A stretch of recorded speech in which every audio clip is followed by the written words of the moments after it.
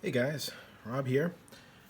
Thought I would do an interesting video. I found this really cool magazine from many years past. This particular first ever edition of Scrye magazine, price guide for collectible card games, came out around the spring of 1994, from what I can tell. That's just based off of some of the things that are in the magazine that we'll take a look at real quick here. Just a quick overview of myself, other than clearly you can tell that guitars and electronics are a bit my thing. Back in the day, back when I was a teenager, probably back, I'll just give you an idea. I'm almost 40 in a few months. This is probably back when I was 14, 15 years old, right? So we're talking, 1994, 1995, so 14, 15.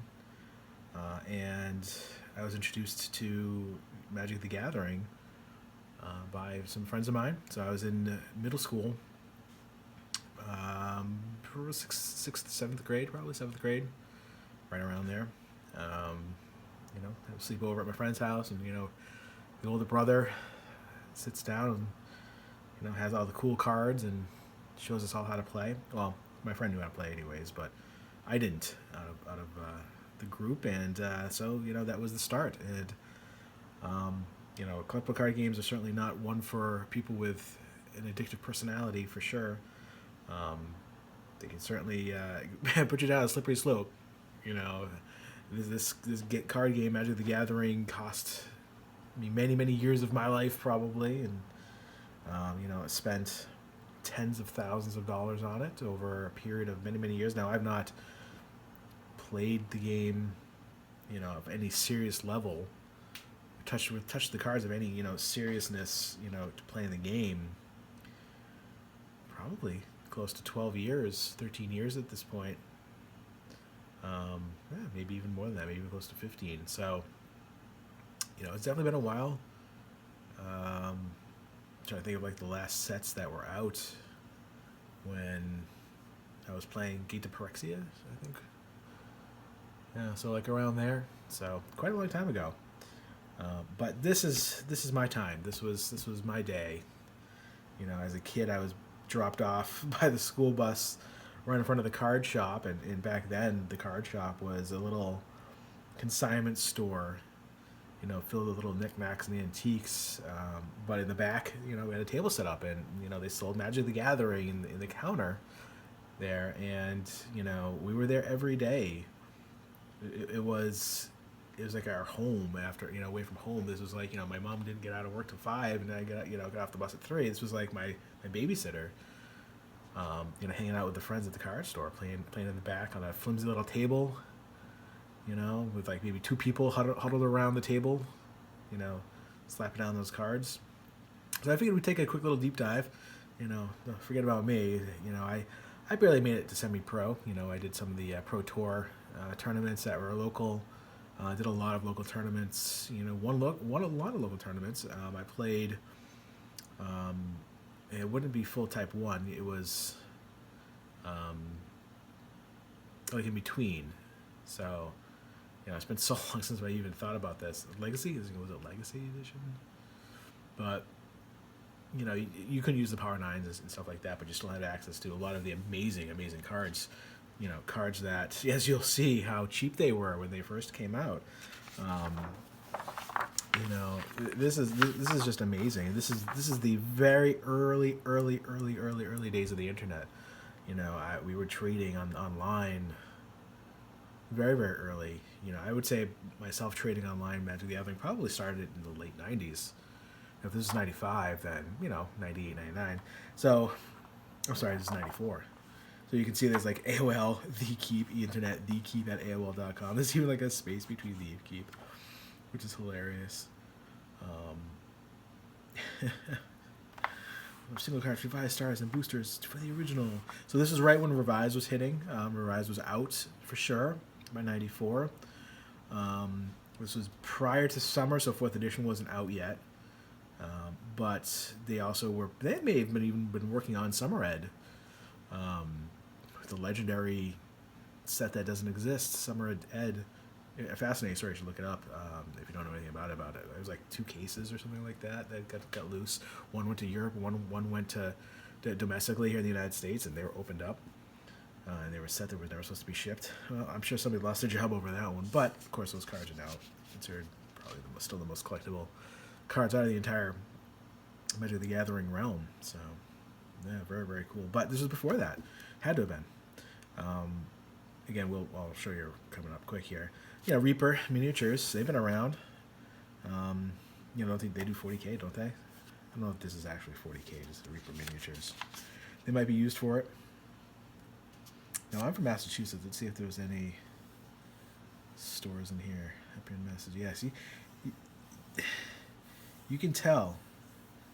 A lot of Texas places, but card games like this, card game stores, they didn't really exist back then. You know, that's why the first couple editions of Magic kind of came and went real quick, because there really wasn't a need for it. You know, they had very low print runs. Yeah, I mean, there's not even any Massachusetts on here. A lot of Wisconsin, a lot of Texas, California, but yeah, you know.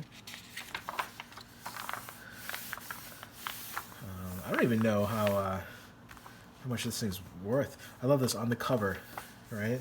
So Legends has not dropped yet, I don't think, have they? Edward Beard Jr., who I had a pleasure of meeting. I actually own one of his prints signed. He signed it for me. Amazing painter. He's done work for the Vatican. Super, super chill dude. I met him at a Ren Fair. Because I said I was nerdy, right, guys? Yeah, that's just how nerd I am. Rendering of the new Legends creature, Rogach of Peter Keep, was too intense for us to pass up. Rogue is a black-red creature, by the way, just in case you're looking for him. Yep, he's going to work for Jihad. I'll let you guys, obviously you guys can pause it and, you know, to take a look. But I wish Ed the best of success with his card series. Interesting, very interesting. Origins, I don't know if this is the first ever edition for Origins. I don't know if this is when they first came out. This is the first ever. We fully ticket holder receives a free ticket. Yeah, it's like the national title. So this was pre-Pro Tour? Or this was like the beginnings of it, I would imagine. So yeah, so July 7th. So that's why I consider this to be late winter, early spring of '94. Had to have come out, because this Origins didn't happen yet. So it was July for Origins. So yeah, interesting. You know, that went on for years. Does the Origins still go on? I don't know. You know, they have a lot of different gaming events, like PAX. You know, that's basically our big gaming event. This is awesome, like news from the rumor mill. You know, they talk about, you know, the cards that have been selling in the stores and things that are coming out. You know, not to say that Magic the Gathering won't be your game of choice forever. Yeah, pretty much will be. As well know that just eating mangoes can get boring too. No, Magic didn't ever get boring. So look at the price list. The Dark Booster is $1.45. Man, jeez. Adventures by mail. Bob at abm.com. Bymail.com. So that's interesting. So they had their own website. They didn't use like AOL. But see, look on here, like there's no internet stuff. Mail order. You wonder, like the ones that went internet, did they, you know, become better because they didn't have that in here. See, a lot of these still don't have internet stuff. How interesting is that? And Magic Unlimited. Yep. Michigan. So yeah, still, again, internet was not, I mean, 94, guys, I mean, my God. That's pre a lot of things, guys. Pre-GeoCities, maybe, even? Like, wow. Unless you get the Dark. Now, again, the Dark hasn't come out yet. Dark was 94, but it hasn't come out yet. I think Dark Legends came, and Antiquities came all towards the end of '94, right? Middle and end? I don't know. Interesting. But I had Scrye number 2 too, and I remember it did have a Legends and Dark checklist in it. But I don't know what happened to that. Thinking about Spellfire, the game that tried to be a lot like Magic the Gathering. TSR put out, because at this time, TSR didn't own Wizards of the Coast.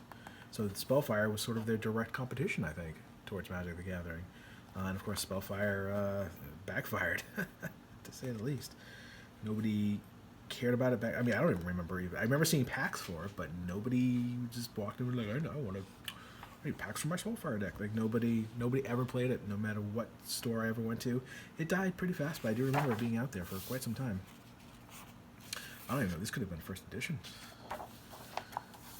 Checklist. I'll let you guys hold on. I just want to pause it. Feel free to pause it. Again, no internet. No internet at all on here. No email address, fax machine, and phone number and address. So again, that really does date it. That internet was just starting. These are great.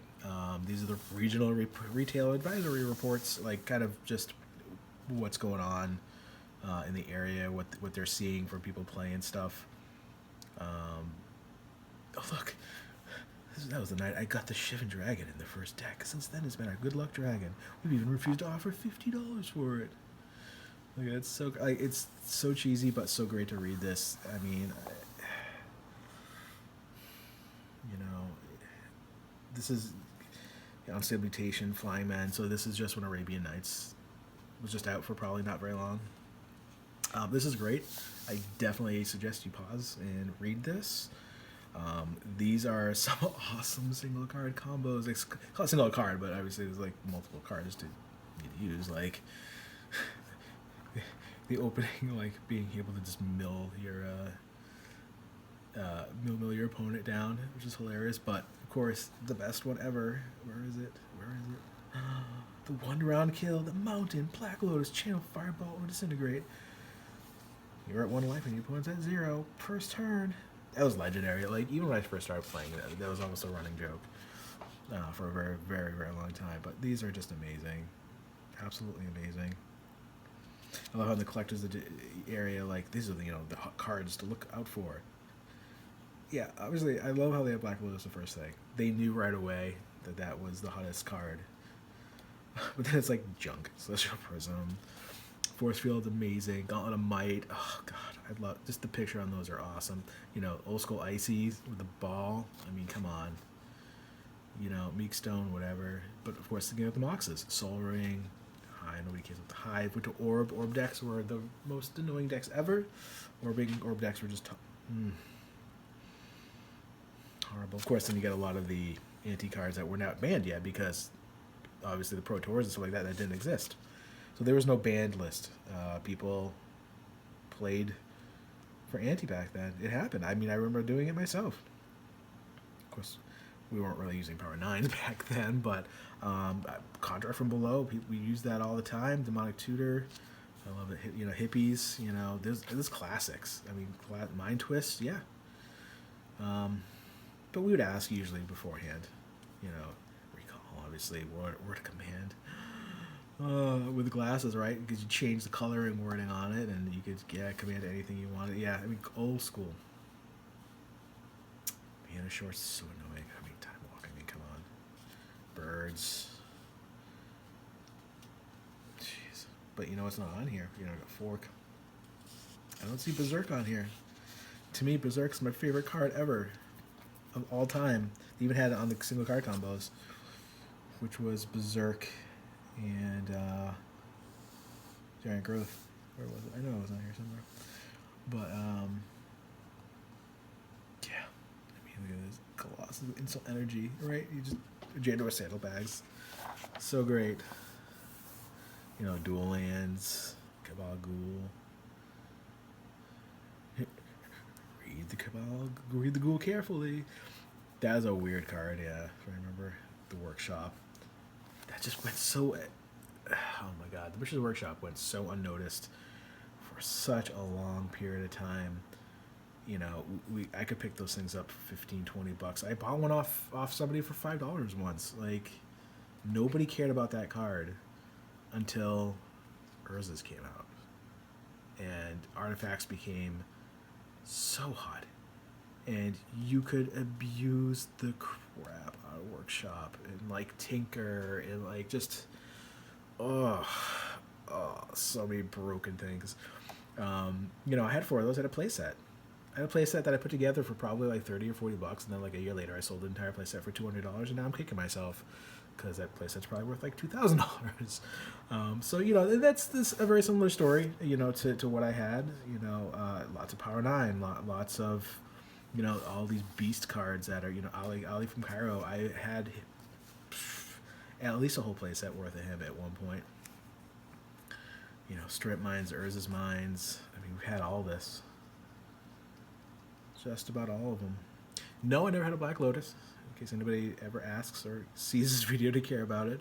I had just about all the Power 9 except for the Black Lotus, Time Walk, and Recall. But I had all the rest of them. Time Twister is fun. Oh my god. I love Time Twister. I love the picture of it. The picture is amazing. The card is just amazing. People either love you or hate you when you play that, bust that out in like an 8-player game. And I've been there. I've done that. Like, so much fun. But is it even worth it? Like, you think back that Arabian Nights is selling best in full sets. The average price for a full set is stable at $200, up from $100 in March. Oh my god. I mean, clearly, even back then, it was just climbing, and every day, I mean, this stuff got rarer because nobody came out with it. I mean, nobody had it. You couldn't get this stuff back then. Gaming stores didn't exist. Most cities and stuff, they didn't have it. Now you can go to Target and get, Magic the Gathering. So it's funny.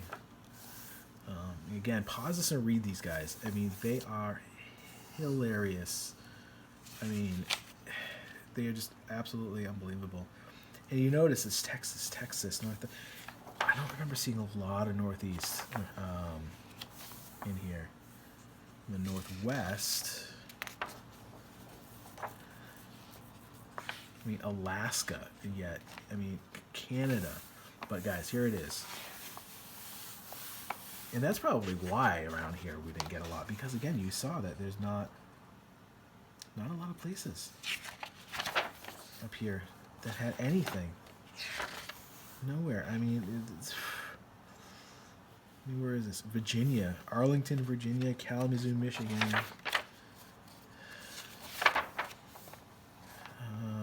New Jersey,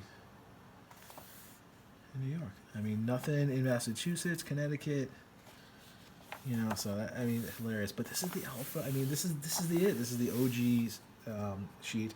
As kids, we would buy these magazines monthly. And these were like the god. When you're trading with your friends, you bust out who's got the price check list.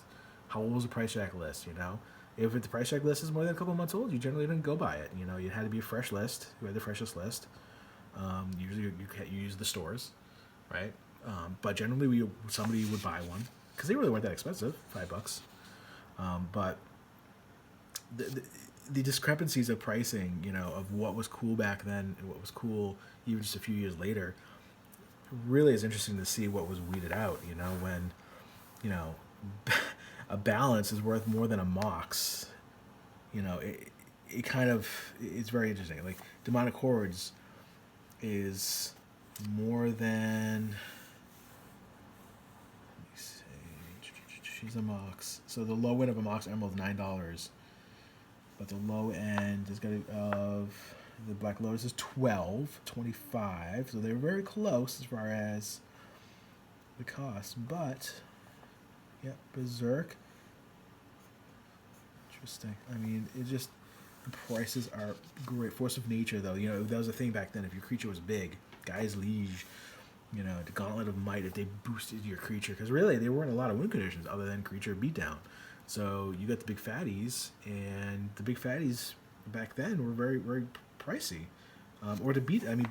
I mean, Crusades were, big. Birds of Paradise. We're seen obviously as a very good creature very early on. You can tell just in the pricing on some of this. They knew Armageddon, but $25 guys for a beta black, alpha black lotus. You know, I mean, and like Savannah, I think the dual lands were like $5. You know, when I started playing dual lands were like, if they were the crappier ones, 8 to 12. The really good ones, Underground Siege, 15. Then they started getting 20. Yeah, I remember them hovering around the $20, $25 mark. Because play sets were like, yeah, about $100, $80 to $100 for a play set for the longest time, for the absolute longest time. But then they just exploded again. Where some of them were the black border stuff. It's just unbelievable.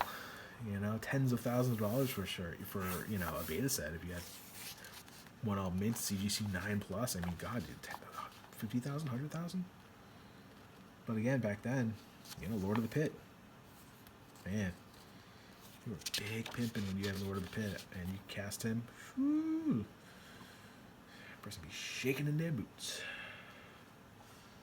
Love it. Lich.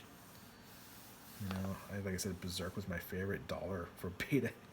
$1.81. Then here's your beta and then unlimited. Just take a couple bucks off the unlimited because nobody wants the white bordered.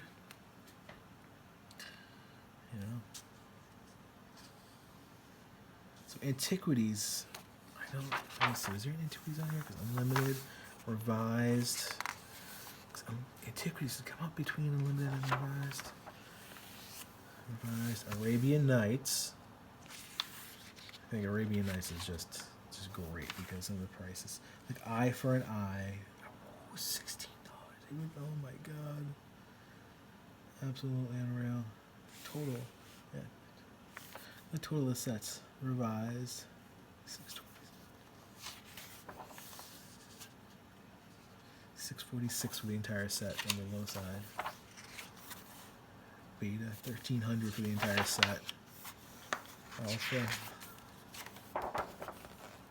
$1,700. Oh yeah, okay. So Antiquities are too. Yeah. So Antiquities was the last expansion set that came out while this came out, which is just great. Again, here's your Arabian Nights, your Jujam Divisions. Diamond Valleys. There's Juzam right here. $2.88. Nobody cared about him back then. Nobody cared about him. Eye for an Eye was the big one. Serendip Division. Befreet. Again, if they were big guys. But, Arabian Antiquities also easily one of my favorite sets ever.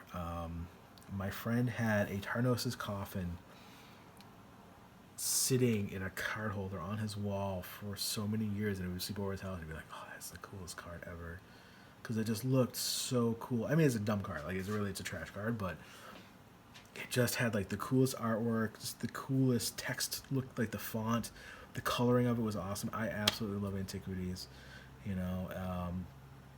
Wonderful set. I mean, you're not going to find somebody to play Magic together that they don't have, so many accolades, but just for fun. Mishra's Workshop, $6, $4.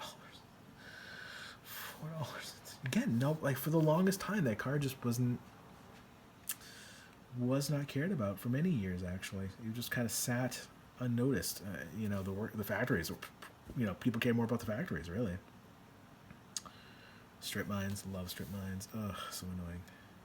Look at the Colossus Sardia. That was the big fatty. Guy's Avenger, another big fatty. Goliath. I gotta look him up. I gotta look him up. It's one of those ones I just don't remember what exactly they look like. Or is this Avenger? Yep. But there you guys go. What do you think? Huh? And there it is, preview for the dark. Oh my God, this was Psychic Vortex and like a rag, something. But yeah, I remember that. That's a rare. I remember that one. What it does, I don't remember.